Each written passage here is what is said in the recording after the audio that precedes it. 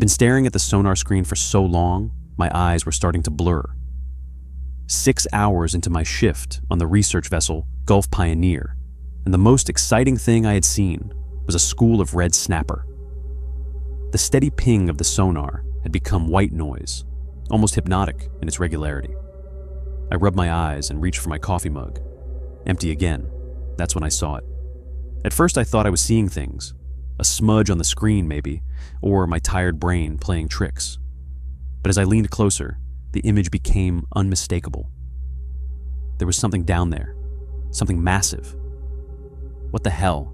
I muttered, adjusting the gain on the equipment. The object was enormous, way bigger than any sperm whale I'd ever tracked during my 15 years working Gulf waters. Sperm whales topped out around 50 feet. But this was at least 4 times that size. The sonar couldn't even capture its full dimensions. I checked the equipment twice, running through the calibration sequence I could do in my sleep. Everything was working perfectly. This wasn't a glitch or an equipment malfunction. Whatever I was seeing was real, sitting there in the deep water about 2 miles off our starboard side in roughly 600 feet of water. My heart started racing. If this was what I thought it was, a previously undiscovered marine species, it would be the discovery of a lifetime. My name would be in scientific journals. Daniel Fitzgerald, discoverer of whatever this thing was. More importantly, the discovery bonus would help cover Kevin's LSU tuition, $12,000 a year in-state, plus room and board.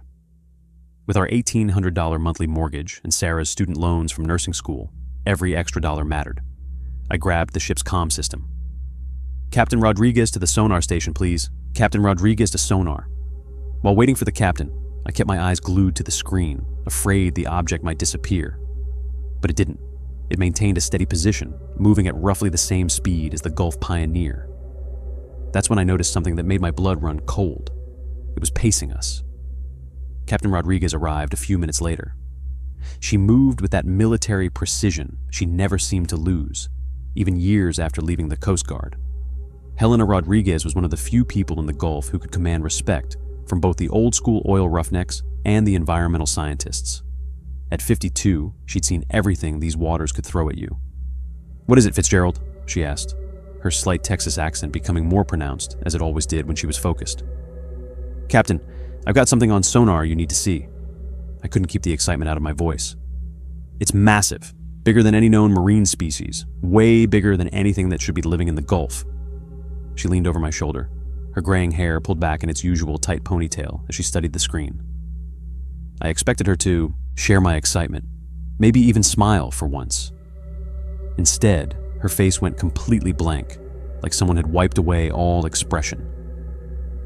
"How long has it been there?" she asked, her voice suddenly quiet. "I first noticed it about 10 minutes ago, but based on its position and movement, it could have been pacing us for longer." Captain Rodriguez straightened up and stared out the window toward the vast expanse of the Gulf. Though there was nothing to see on the surface, except the usual offshore platform lights dotting the horizon like distant stars. "Could it be a submarine?" I asked. "Maybe foreign surveillance?" She shook her head slightly. "No submarine is that large, not even close." I pointed to the screen again. "Then this could be huge, Captain. A new species, something completely unknown to science. The environmental impact study will have to be completely revised. This changes everything about what we thought lived down here." Instead of responding to my enthusiasm, she turned to the navigation officer. "Change course 30 degrees north." "Captain," I was confused. "Shouldn't we try to get closer? Take some readings? This could be the find of the century." She fixed me with those piercing dark eyes that had stared down hurricane conditions and Coast Guard brass alike. "Mr. Fitzgerald, I gave an order. We're changing course." There was something in her voice I'd never heard before. Not anger, exactly. Fear, from Captain Rodriguez, the woman who supposedly once guided a damaged oil tanker through Category 3 hurricane conditions. "Yes, Captain," I said, turning back to my station. The ship began its turn, the subtle shift in momentum barely noticeable, except for the slight tilt of liquid in my empty coffee mug. I kept my eyes on the sonar, watching to see if we'd leave the mysterious object behind. We didn't. As the Gulf Pioneer completed its course change, I watched in disbelief as the massive shape on my screen also changed direction. it was following us, maintaining almost exactly the same distance as before. "Captain," I called out, my excitement now tinged with unease. "The object has changed course too. It's still following us." Captain Rodriguez returned to my station quickly, her footsteps heavier than before. She looked at the screen, and I saw her jaw tighten. "Are you absolutely certain the equipment is functioning correctly?" she asked. "Yes, Captain. I've run diagnostics twice. Everything's working perfectly." She stared at the screen for a long moment. "Increase speed to 18 knots, she ordered the helmsman without looking away from my monitor. The engines hummed louder as the Gulf Pioneer picked up speed. These waters held so many memories for me. 15 years of watching sonar screens, tracking everything from migrating whales to underwater pipeline inspections. I'd started in the oil industry right out of technical school, working on survey ships for the big companies. Good money, steady work, around 75,000 a year as a senior tech. But after Deepwater Horizon, something changed. Sarah and I talked about it for months. The environment our son would inherit, the responsibility we had. The move to environmental research meant a pay cut, but it felt right. I kept my eyes fixed on the sonar display, watching the massive shape. For a moment, it seemed to fall behind, and I felt a strange mix of relief and disappointment. Then, it accelerated. Not only did it match our new speed, but the distance between us began to shrink. 18 knots was nothing to this thing. It moved through the water with impossible ease for something so large. "Captain, it's closing the distance," I said, unable to keep the tension from my voice. "Whatever it is, it's coming toward us now." The gap between the Gulf Pioneer and the object was shrinking steadily. 2 miles became 1.5, then 1.25. "How fast is it moving?" Captain Rodriguez asked, her voice tight. I checked the readings. "It's up to 22 knots now and still accelerating." For context, sperm whales topped out around 20 knots in short bursts. This thing was outpacing the fastest known marine mammal while being 4 times larger. "That's not possible," I muttered, more to myself than to the captain. Captain Rodriguez straightened up, her face set in stone. "Mr. Fitzgerald, continue monitoring and report any changes immediately. I want updates every 5 minutes, even if nothing changes." As she walked away, I called after her. "Captain, what is this thing? Have you seen anything like it before?" She paused at the door, but didn't turn around. "No one has seen anything like it and lived to file a proper report, Mr. Fitzgerald." With that chilling statement, she left the sonar room, leaving me alone with the steady ping of the equipment and the massive shape on my screen that was now just 1 mile away and still closing. I stared at the screen, a cold feeling settling in my stomach. Whatever excitement I had felt earlier had completely evaporated. Something about the way this thing moved felt deliberate, intelligent, like it wasn't just following us. It was hunting us. The distance continued to shrink. 3/4 of a mile, half a mile. I'd spent my entire adult life studying these waters, first for oil companies, now for environmental groups.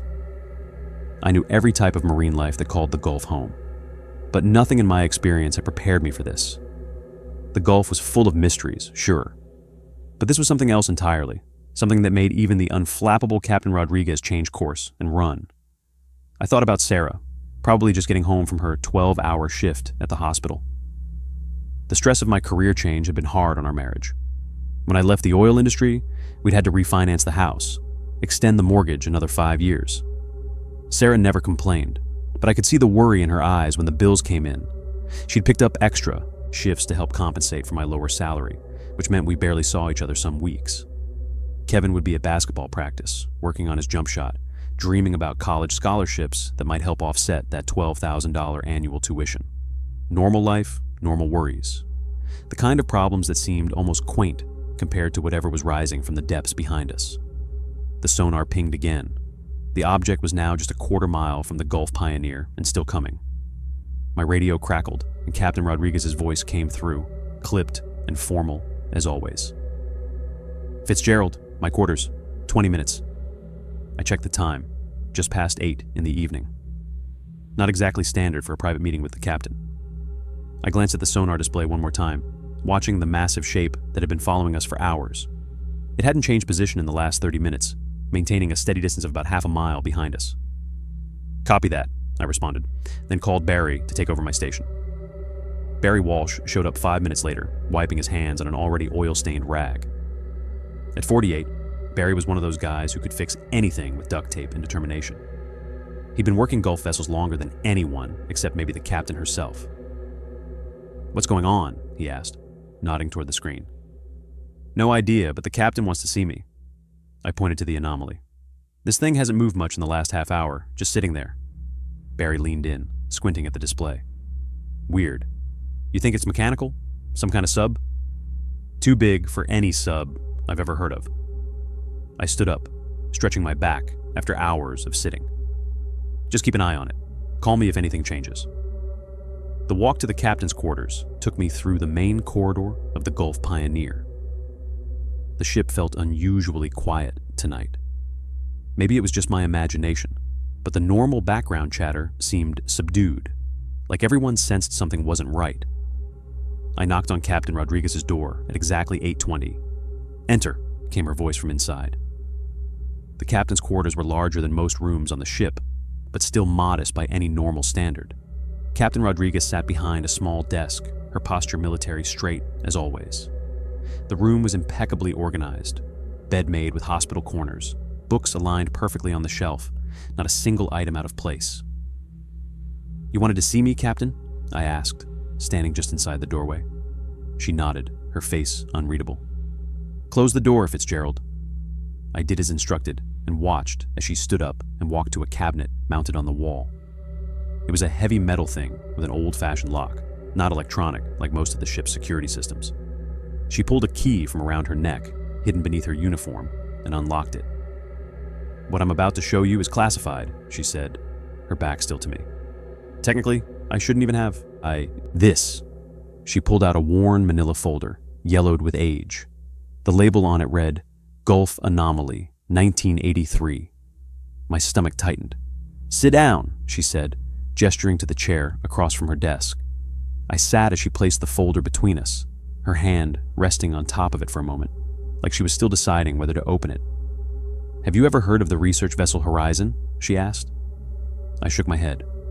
"No, ma'am." "Not surprising. It was before your time, and they didn't exactly publicize what happened." She opened the folder and slid a black and white photograph across the desk. It showed a ship similar to the Gulf Pioneer, a mid-sized research vessel with sonar arrays visible on the hull. "The Horizon was conducting deep-sea research in 1983, right here in the Gulf," she continued. "They detected something on their sonar, something massive moving at speeds that shouldn't be possible for an object that size." My mouth went dry. "Like what we're seeing now. Exactly like what we're seeing now." She pulled out another document, a printout of sonar readings. The pattern was identical to what I'd been staring at all day. "They decided to pursue it," she continued, "for research purposes. The captain was convinced they'd discovered a new species." Her voice had taken on a bitter edge. "What happened to them?" I asked, though I was pretty sure I already knew the answer. "They found the Horizon 3 days later, in pieces." She pulled out another photo that made my blood run cold. Debris scattered across the ocean surface, twisted metal, fragments of what had once been a ship. "No survivors," she added quietly. I stared at the photos, trying to process what I was seeing. "How do you know all this?" Captain Rodriguez's eyes met mine. "Because I was there, Fitzgerald. I was a junior officer on the Coast Guard vessel that responded to the distress signal. What was left of it anyway?" She pulled out another document, an official report with most of it blacked out. "The official story blamed a storm. Freak weather event, they said," she laughed without humor. "But I saw the wreckage up close. The damage wasn't consistent with any storm I've ever seen." "What kind of damage was it?" "The hull was crushed," she said, making a fist. "Not torn apart by waves or wind. Crushed from below, like something had squeezed it. Something incredibly powerful." I thought about the massive shape on our sonar. "You think whatever we're tracking did that to the Horizon?" "I don't think, Fitzgerald. I know." She closed the folder. "That's why I changed course. That's why we're running." I sat back in my chair, trying to take it all in. "Why are you telling me this now?" "Because you need to understand what we're dealing with." She stood up and returned the folder to the cabinet, locking it securely. "And because I need your help."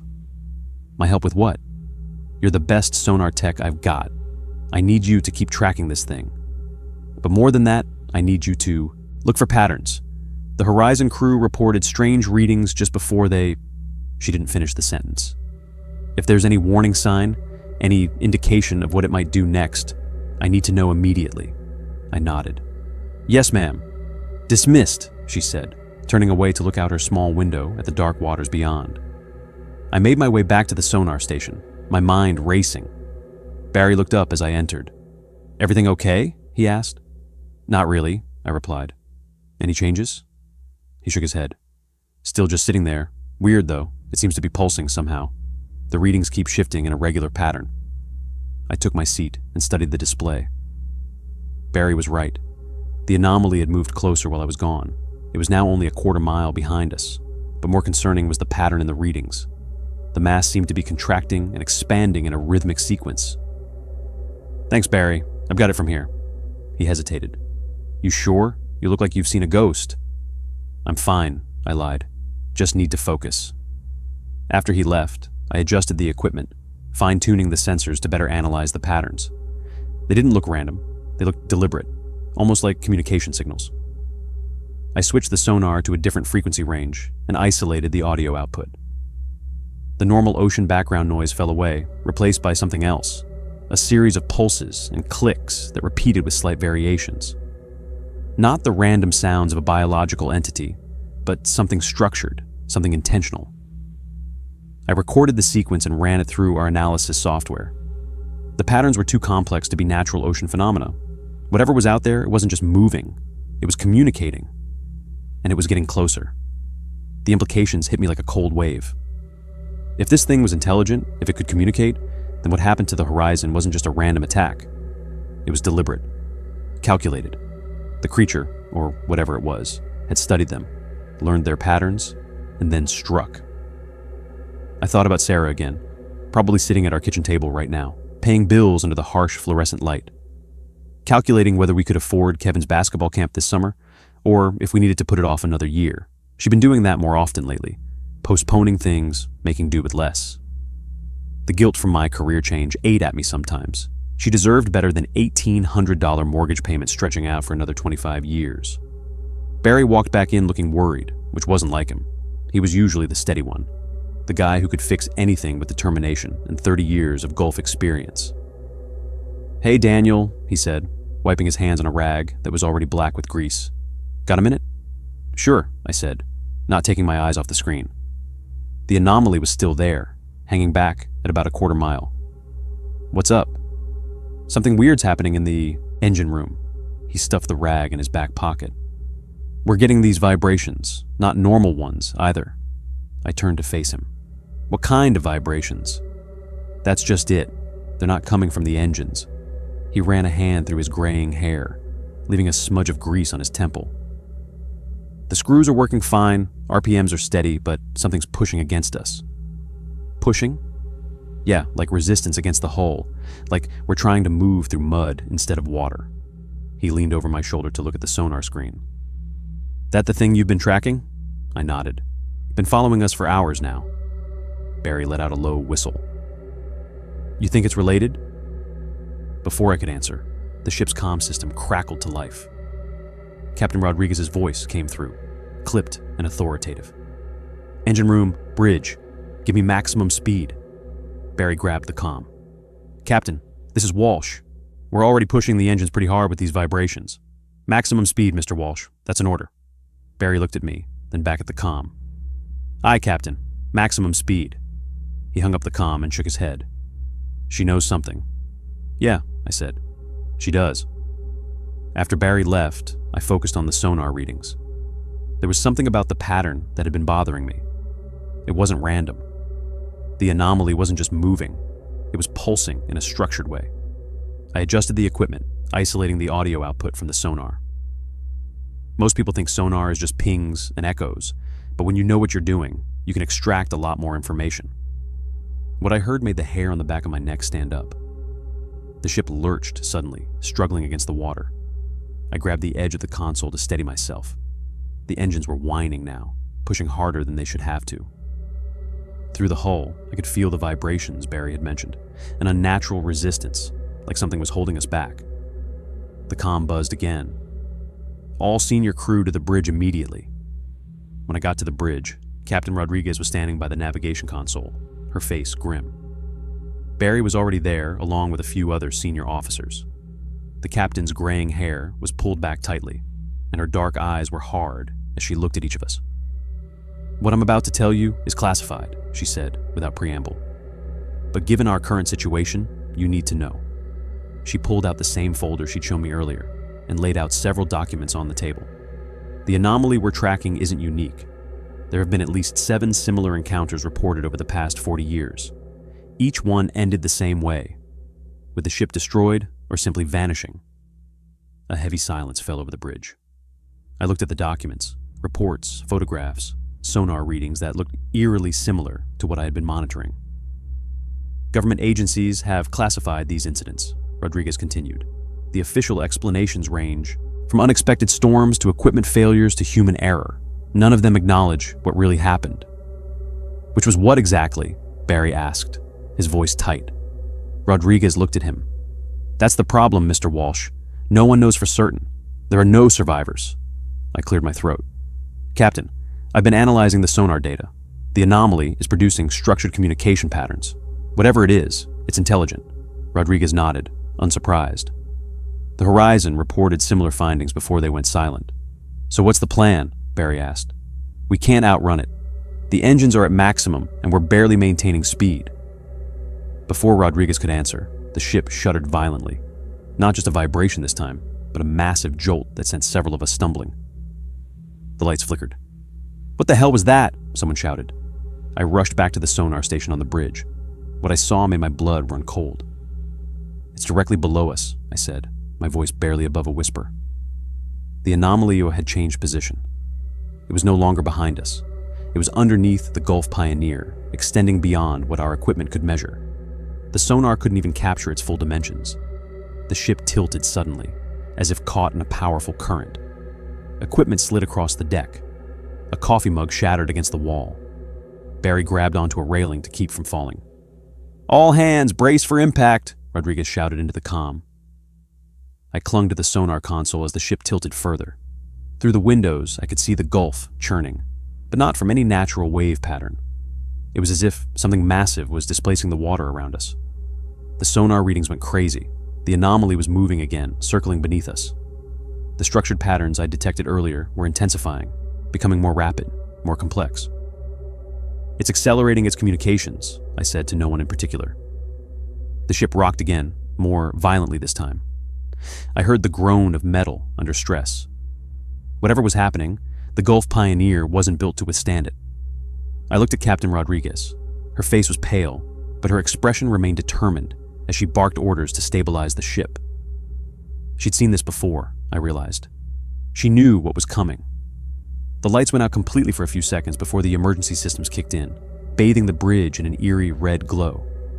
Through the windows, the Gulf looked black and angry, swirling around us in patterns that defied natural currents. I turned back to the sonar display, watching as the massive shape moved beneath us. It wasn't just following anymore. It was testing us, probing our defenses, learning our responses. And I had the terrible feeling that we had already failed whatever test it was conducting. I made one last adjustment to the sonar equipment, tweaking the gain just a bit higher. The static cleared and suddenly I heard it, a sound that wasn't ocean noise or marine life. It was a human voice, distorted and distant, but definitely human. "It's too big! Too big!" The voice repeated the same phrase over and over. I felt the hair on the back of my neck stand up. "Captain," I called out, my voice cracking slightly. "You need to hear this." Captain Rodriguez moved quickly to my station, leaning over my shoulder. I played back the audio I'd just captured. "It's too big. Too big." Her face went pale. I'd never seen that expression on her before. Not just concern, but recognition. "You know who that is?" I asked. She nodded slowly. "Thomas Hartwell," she said quietly. "The Horizon's sonar technician." "That's impossible," I said. "The Horizon went down decades ago. Everyone died." "I know his voice," she insisted. "I worked with him before he transferred to the Horizon. That's Thomas." Before I could process what she was saying, that we were somehow picking up the voice of a dead man through our sonar, the ship jerked violently to one side. I grabbed the edge of the console to keep from falling. "What the hell was that?" I shouted. The overhead speakers crackled to life with Barry's voice. "Captain, we've got a breach in the lower deck. Water's coming in fast." As if to confirm his report, the hull integrity alarm started blaring throughout the ship, their high-pitched wail making it hard to think. Red emergency lights began flashing. "All hands to the lifeboats," Captain Rodriguez commanded into the ship-wide comm. "This is not a drill. Repeat, all hands to the lifeboats immediately," she turned to me. "Fitzgerald, grab what you need and go." I started to shut down the equipment, but before I could finish, another violent movement rocked the ship harder this time. The force threw me across the room. I slammed into the far wall, pain shooting through my shoulder. Around me, I could hear the sounds of equipment crashing and people shouting. I struggled to my feet, my head spinning. Captain Rodriguez had been thrown too, but she was already up, making her way back to me. "The lifeboats," I said, moving toward the door. "Wait," she grabbed my arm, pulling me back to the sonar station. "We need to record this." "Record it? The ship is sinking." "That's exactly why we need to document what's happening," she insisted. "No one believed me about the horizon. No one will believe this either unless we have proof." I wanted to argue, but the look in her eyes stopped me. This wasn't just about saving our lives. It was about finally exposing whatever had been covered up for decades. I turned back to the sonar equipment, which was somehow still functioning. The voice, Thomas's voice, was clearer now, and it wasn't alone anymore. Other voices had joined in, overlapping, creating a chorus of warnings. "It's coming from below. Can't escape. Hull integrity failing. Not a natural creature. God help us." I stared at Captain Rodriguez, my mouth hanging open. "These are transmissions from other vessels," I said. "Other ships that went missing." She nodded grimly. "The anomaly doesn't just destroy ships. It collects them somehow. Their final transmissions, their voices. They're trapped." The ship tilted more severely, and I had to brace myself against the console. Through the doorway, I could see water beginning to rush into the main deck corridor. "We're out of time," I said. Captain Rodriguez reached into her jacket and pulled out a waterproof case about the size of a thick book. She thrust it into my hands. "This contains copies of all the classified reports on the anomaly, including the Horizon incident," she said. "I've been keeping them updated. I just added our current sonar data and recordings." "Why are you giving this to me?" I asked, clutching the case. "Because someone needs to survive to tell the truth," she replied. "The government buried what happened to the Horizon. They'll try to do the same with the Gulf Pioneer." Another violent shudder ran through the ship. The lights flickered and more alarms joined the cacophony. I could hear the groaning of metal as the hull strained against forces it was never designed to withstand. "We need to get to the lifeboats now," I said, tucking the case under my arm. We made our way into the corridor, wading through ankle-deep water that was rising quickly. The ship listed heavily to port, making it difficult to keep our balance. Somewhere in the distance, I heard Barry shouting orders to the engine room crew. The voices from the sonar continued to echo in my head. All those people, all those ships, gone, but somehow still here, still warning those who came after them, and now we were joining them. I thought about Sarah and Kevin. Sarah would be getting ready for bed about now, probably wondering why I hadn't called yet. Our last conversation had been tense. Another argument about money, about the extra shifts she was pulling to make up for my pay cut. "I just worry about us, Danny," she'd said. "About Kevin's future. Sometimes I wonder if we made the right choice." Kevin would be doing homework, complaining about algebra, normal teenage problems.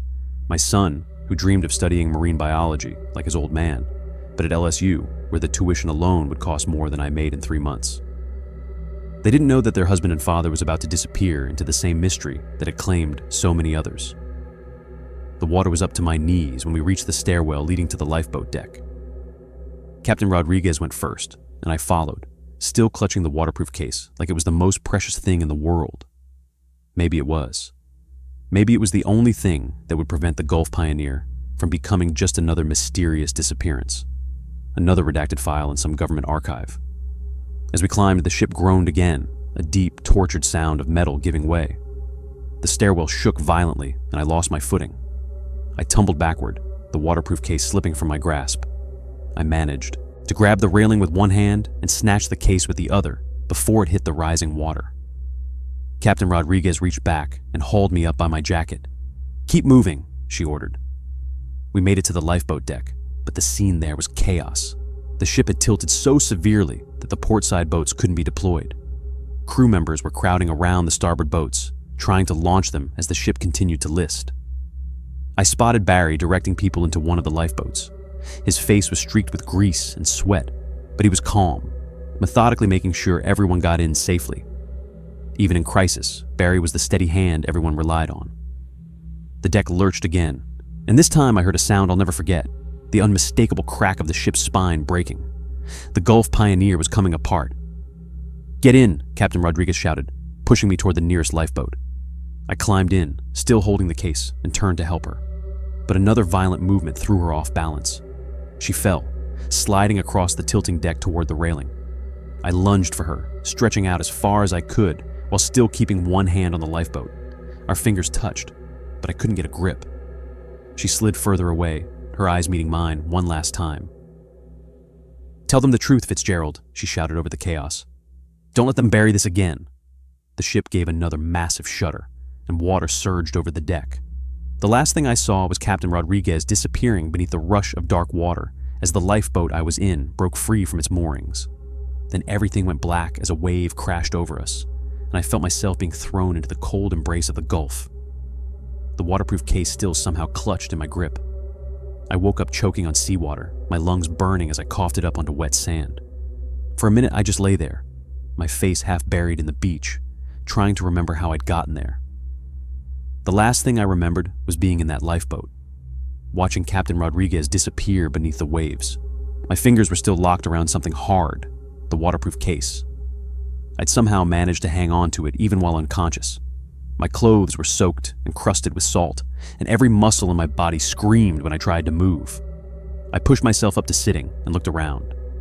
The beach was deserted, just a long stretch of sand with rocky outcroppings on one side and the endless Gulf on the other. No sign of the Gulf Pioneer, no sign of any other survivors. "Hello," I called out, my voice raspy from the salt water. "Anyone there?" Nothing but the sound of waves crashing against the shore.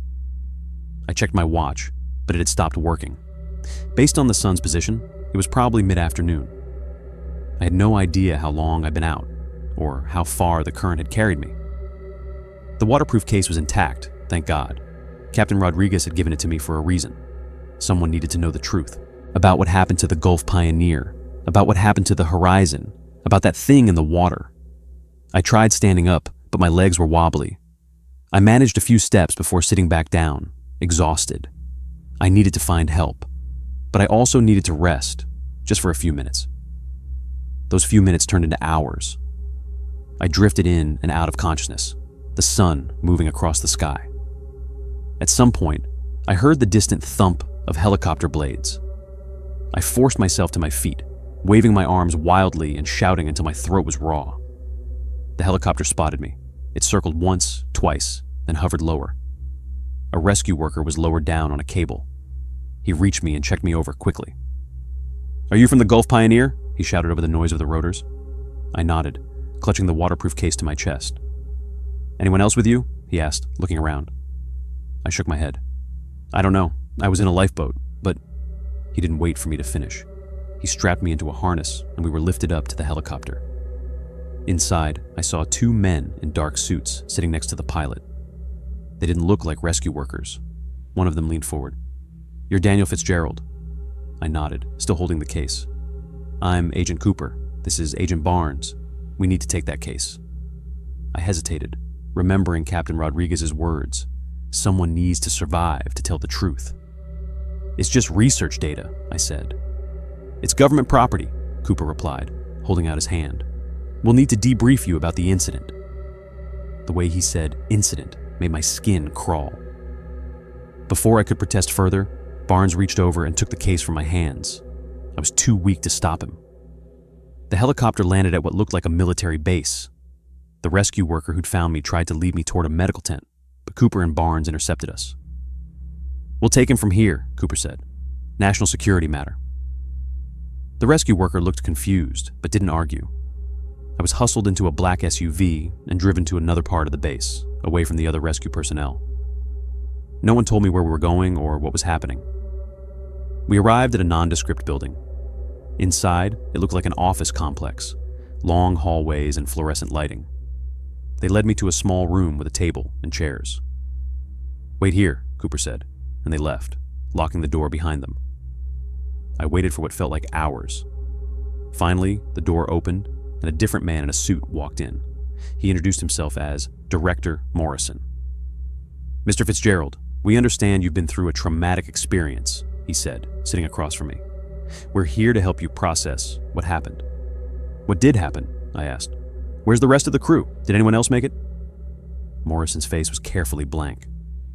"I'm afraid the Gulf Pioneer sank during an unexpected storm. You're the only survivor we've found so far." "Storm?" I repeated. "There was no storm. It was that thing, the anomaly we were tracking. The same thing that took down the horizon in '83. Morrison's expression didn't change, but something flickered in his eyes. "I'm not sure what you're referring to. According to our data, the Gulf Pioneer encountered severe weather conditions and experienced catastrophic equipment failures." He slid a folder across the table. Inside were weather reports showing a massive storm system, along with what looked like communications from the Gulf Pioneer reporting equipment malfunctions. "This is bullshit," I said. "I was there. We were tracking something massive on Sonar. Captain Rodriguez showed me classified reports about the horizon and other ships that disappeared the same way." "Captain Rodriguez was likely suffering from stress-induced delusions," Morrison said smoothly.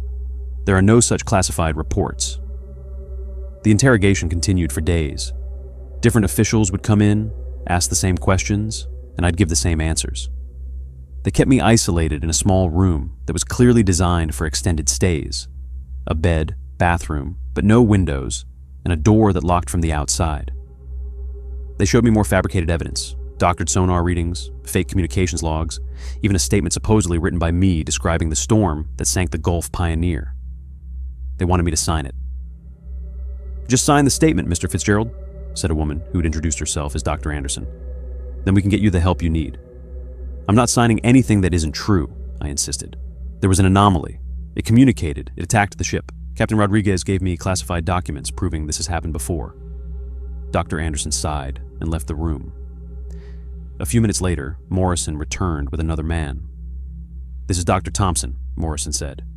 "He specializes in traumatic memory formation." Dr. Thompson launched into a long explanation about how trauma can cause the brain to create false memories as a coping mechanism.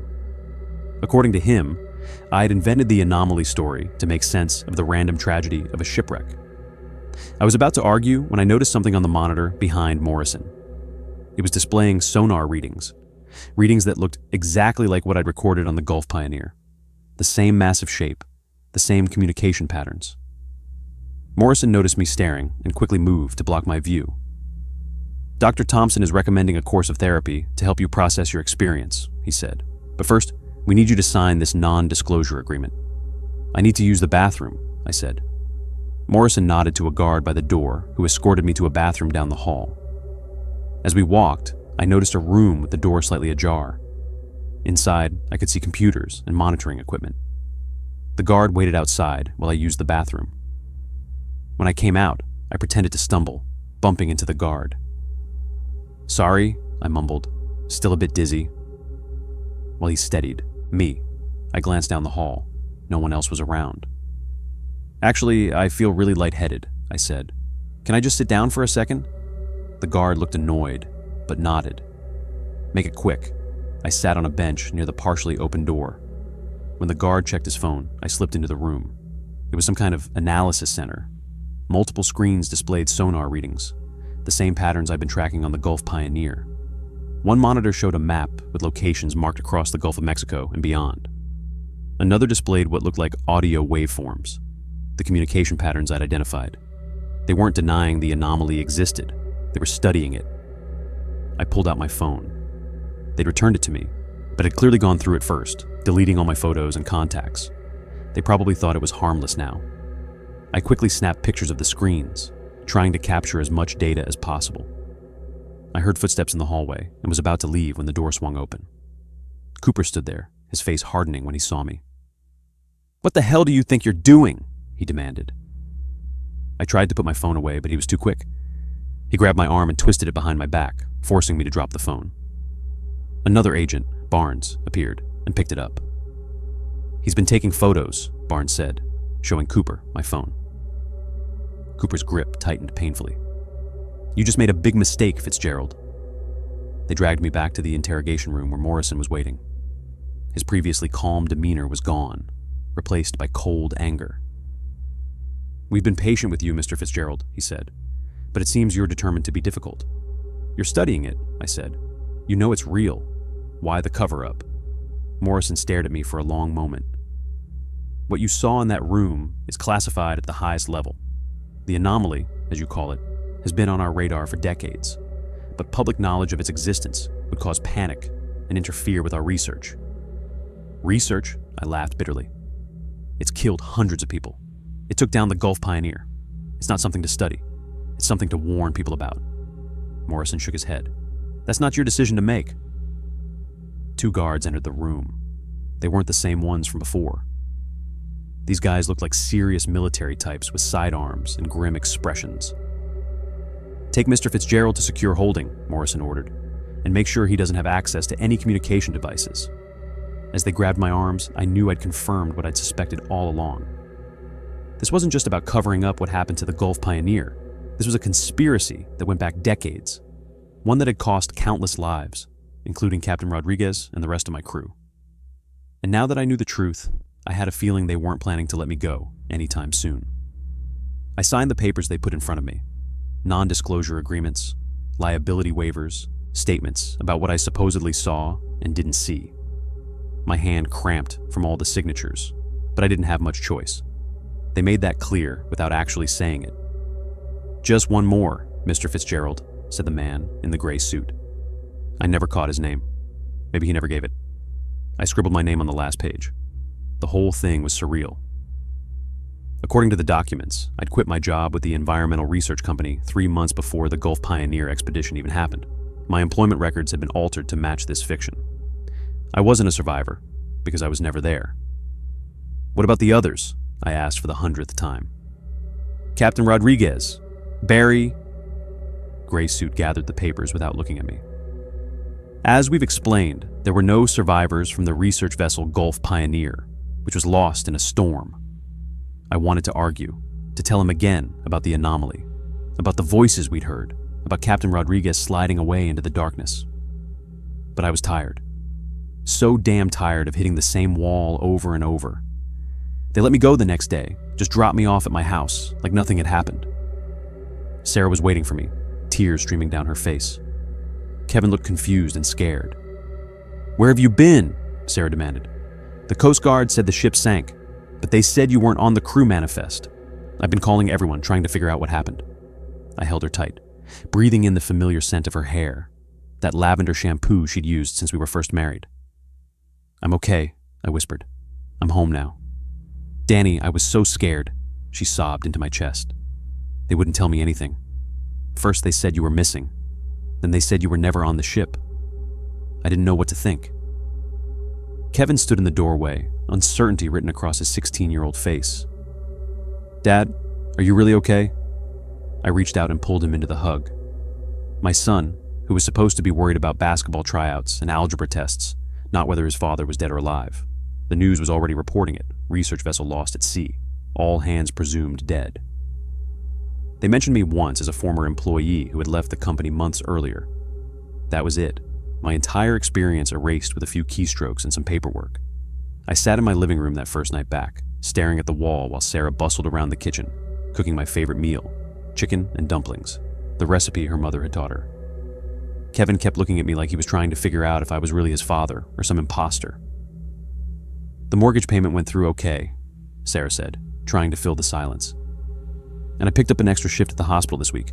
Mrs. Patterson's kid has the flu, so they needed coverage in pediatrics." I nodded, only half listening. Sarah had been working so many extra shifts lately, trying to make up for my lower salary since switching from oil work to environmental research. 12-hour shifts at $65,000 a year as a registered nurse, plus my $75,000 as an environmental tech. And we were still barely making ends meet with that $1,800 mortgage payment every month. The waterproof case was gone, confiscated during my debriefing, but they hadn't found everything. My phone had been taken, but not before I'd managed to send myself some emails with attachments. Photos of the sonar readings, snippets of the audio we'd captured. Not much, but something. And I still had my backup phone, hidden in the garage where I kept my old tools from my oil company days. I was a sonar technician. I knew how to analyze patterns, find meaning in noise. That's what I did for the next week, barely sleeping, living on coffee and whatever food Sarah could convince me to eat. "You're scaring me, Danny," she said one morning, finding me hunched over my laptop at the kitchen table at 5 a.m. "You haven't been sleeping. You barely eat. What happened out there?" I looked up at my wife, this woman who'd stood by me through everything, who'd agreed to refinance our house when I took the pay cut to switch careers, who worked extra shifts without complaint to help make ends meet. She deserved the truth, but how could I tell her? How could I explain that there were things in the Gulf that hunted ships, that our government knew about them and covered it up? "I can't talk about it," I said finally. "I signed papers, legal stuff." Her face fell. "Danny, we don't keep secrets from each other. That's not who we are." "I know, baby, I know, but this is different." The patterns were there in my backup data, not random noise, but structured communication. I plotted the frequencies, ran them through every analysis program I could find. Slowly, something emerged, coordinates and dates. I cross-referenced them with my notes from Captain Rodriguez's classified files, the details I could remember. They matched. Every single one matched with a ship disappearance. The Horizon in '83, a Japanese research vessel in '91, a private yacht in 2004. The patterns weren't just communication. They were a record, a history of hunting. And there was one more set of coordinates with a date, a future date, just 1 week away. I knew they'd be watching me, probably had my house bugged, my internet monitored. I had to be careful. "I'm going to run some errands," I told Sarah on a Tuesday morning. She looked up from packing Kevin's lunch. "Want me to come with you? I don't have to be at the hospital until 3. "No, it's just boring stuff. Post office, library, you know." I spent a day just thinking, planning my next move. I went to the public library the next morning, used their computer to create new email accounts. I compiled everything I had, the audio files, the coordinates, my analysis, the photos, and sent it to every major oceanographic research institution I could think of. Woods Hole, Scripps, international ones in Japan, Australia, Russia. I sent it to journalists too, ones with reputations for covering government secrets. I didn't use my name. I signed it Horizon Survivor and included enough technical details that anyone with sonar experience would recognize it wasn't a hoax. Then I went home and waited. I knew they'd come for me once they realized what I'd done. I packed a bag, clothes, cash I'd kept hidden, my backup phone, and a notebook with my research. Essential stuff only. But they never came. Instead, I watched it unfold on the news. It took 2 days for the first reports to appear. Anonymous whistleblower claims government cover-up of ocean anomaly. Most dismissed it at first. Then the coordinates I'd provided were verified by independent researchers. The audio files were authenticated. Within 4 days, research vessels from 3 different countries were heading to the coordinates I'd provided. Not just research vessels. They had military escorts this time. They knew what they might be facing. I sat in my living room, watching the news reports on TV with Sarah and Kevin beside me. Sarah had stopped asking questions about those missing days, but I could see in her eyes that she knew there was more to the story. "Dad," Kevin said during a commercial break, "that story about the thing in the Gulf, do you really think it's true?" I looked at my son, this young man who was about to enter a world where I'd learned that impossible things existed in the depths, where governments buried truths that could save lives. "I think," I said, carefully, "that the ocean is full of things we don't understand yet, and when we find them, we need to be honest about what they are, even if it's scary." For the first time in decades, the anomaly would be confronted with full knowledge of what awaited. My evidence meant the truth couldn't be buried anymore. Too many people knew, across too many countries. Sarah took my hand during another news segment about the international fleet, heading to the coordinates I'd provided. She'd stopped asking direct questions about those missing days, but I could feel her watching me sometimes, trying to piece together what had really happened. "The important thing," I continued, looking at Kevin, "is that people are finally asking the right questions." The news anchor was interviewing a marine biologist from Woods Hole. "Dr. Peterson, what's your assessment of these anonymous claims about a massive unidentified object in the Gulf?" Dr. Peterson adjusted his glasses. While we remain skeptical of the more sensational aspects, the sonar data provided appears genuine. We've verified the technical specifications, and the audio recordings show structured patterns that warrant investigation. And what about the allegations of a government cover-up? The anchor pressed. That's beyond my expertise. I can only say that the coordinates provided have led us to an area of unusual seismic activity. Our research vessel, accompanied by naval escort, will investigate these claims thoroughly. I felt a mixture of pride and terror. Pride that the truth was finally coming out. Terror about what they might find when they got there. "Danny," Sarah said softly, "you look like you've seen a ghost." "Maybe I have," I said, thinking of Captain Rodriguez, of Barry, of Thomas Hartwell's voice echoing from the depths. Over the next few days, I followed the news obsessively. The international fleet had reached the coordinates. 3 research vessels, American, Japanese, and Australian, with naval escorts from each nation. They were taking no chances. The first reports were cautious.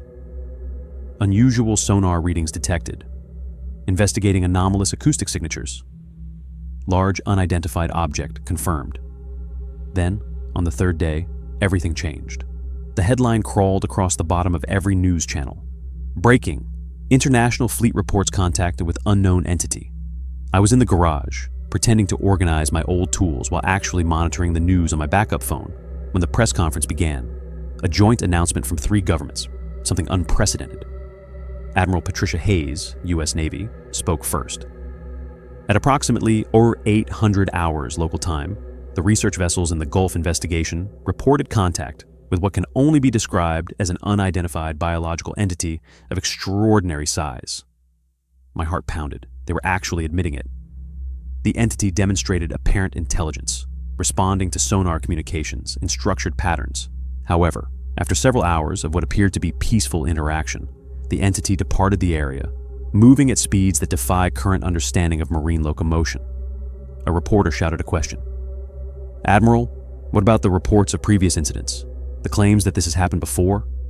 Admiral Hayes glanced at someone off camera.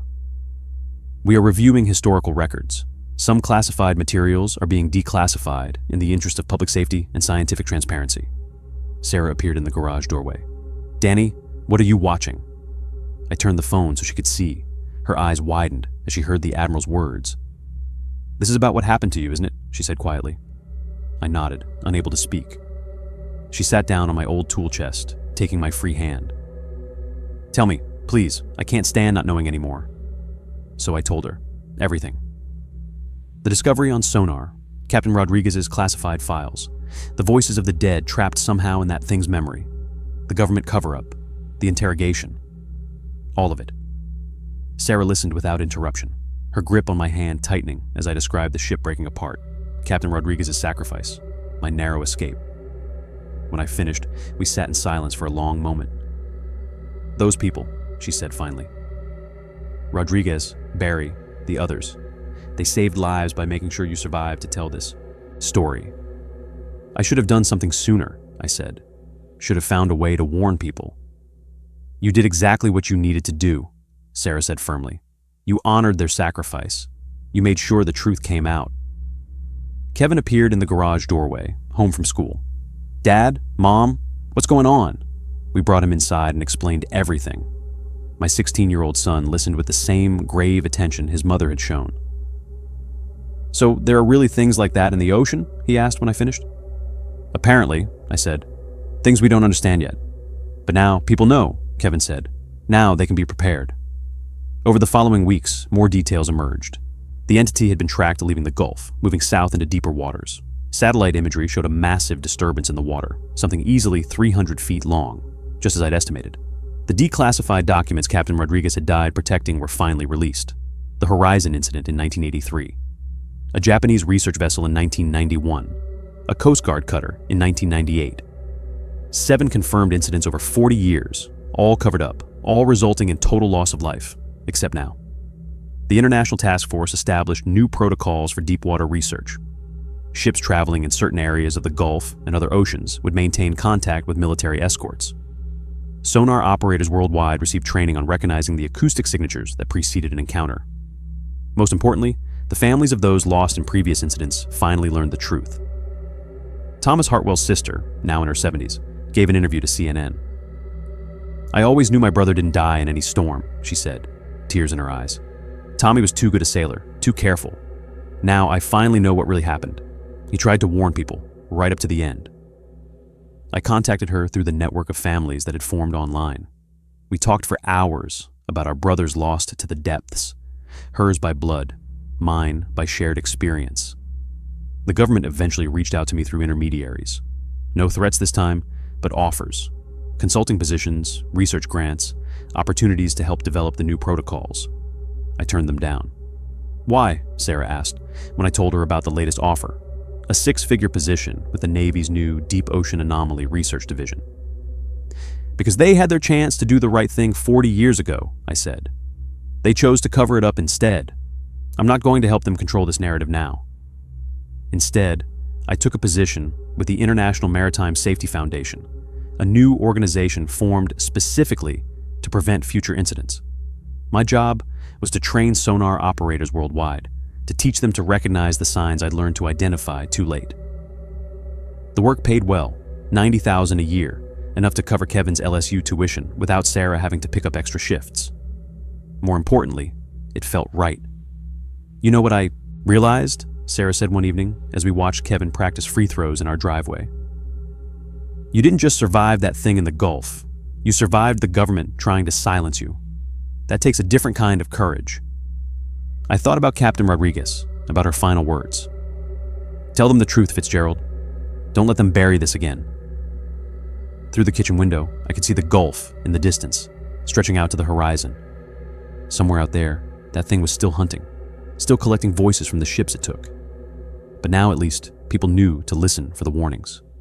The entity might continue its ancient pattern, but it would never again catch humanity completely unprepared.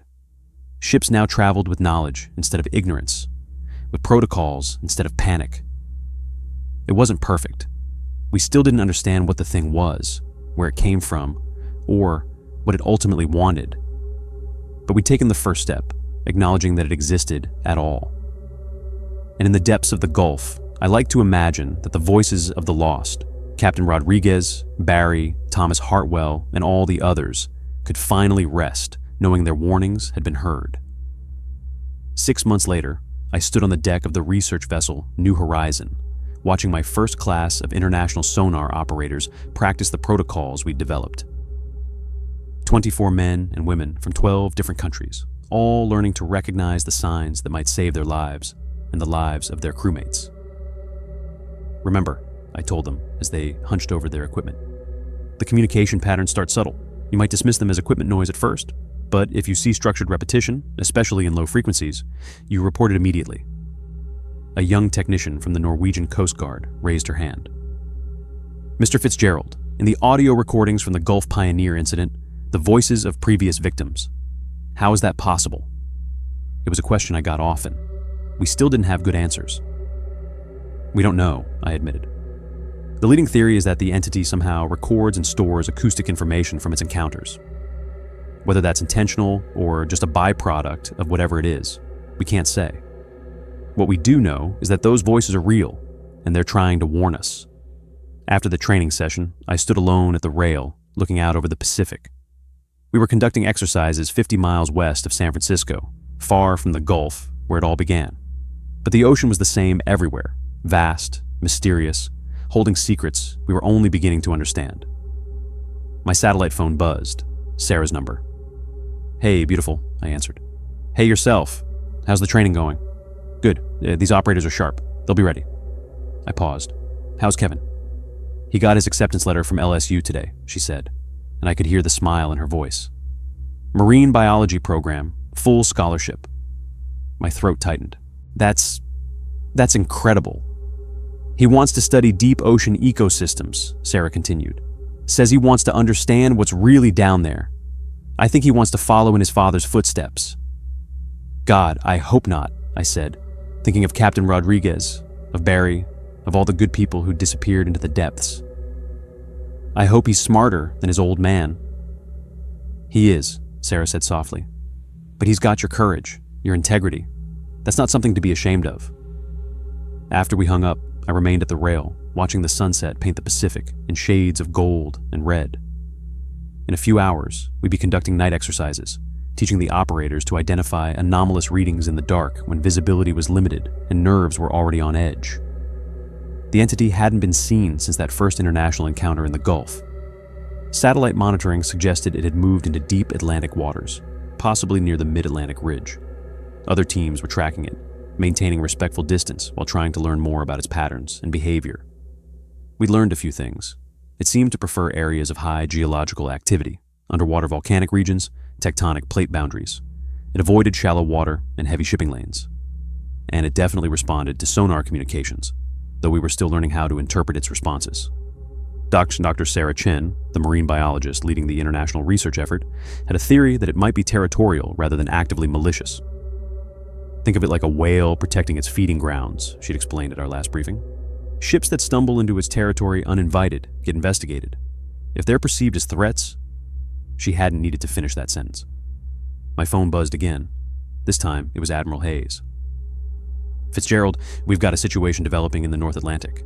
Norwegian research vessel reported sonar contact, matching your profiles about 6 hours ago. My blood ran cold. Are they following protocols? To the letter. They've maintained a distance and established communication with their escort. But Daniel, she paused.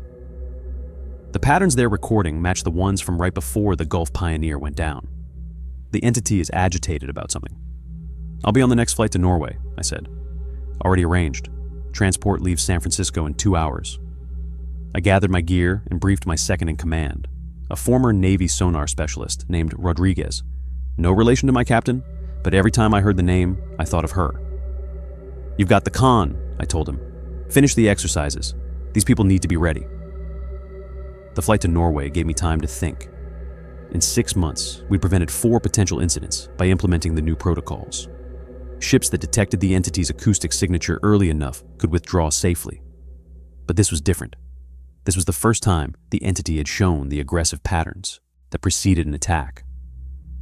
The Norwegian research vessel Njord was conducting deep-sea mining surveys near the Reykjanes Ridge when they made contact.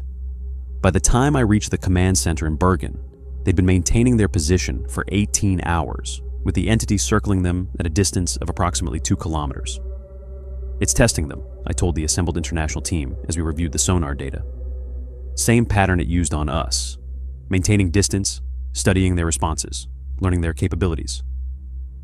Why hasn't it attacked? Asked Captain Eriksson of the Norwegian Navy. I studied the readouts, remembering those terrifying hours on the Gulf Pioneer. Because they're following protocol, they're not trying to approach it, not transmitting aggressive sonar pings, not behaving like a threat. But if history is any guide, it won't stay passive forever. The decision was made to evacuate the Njord. Under cover of darkness, a submarine approached from the opposite direction, while the entity was focused on the research vessel. The crew was transferred in small groups, maintaining radio silence to avoid triggering a response. It worked. The Njord was abandoned, and the entity investigated the empty ship for several hours before losing interest and moving on.